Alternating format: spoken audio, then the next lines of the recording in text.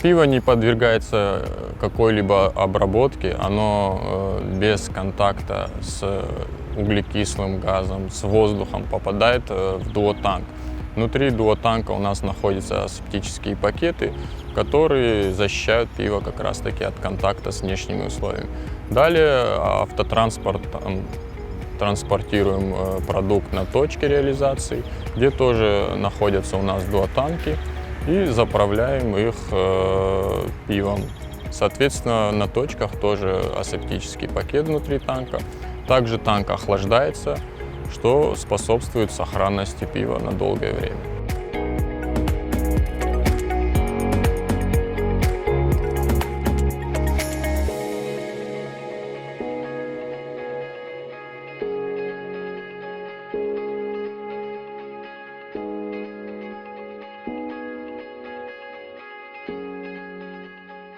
Наша компания является инновационной. В этом году мы запустили новый проект, который является общим мировым трендом последних лет. Это танковое пиво. Проект будет реализован не только в республике, но и за ее пределами.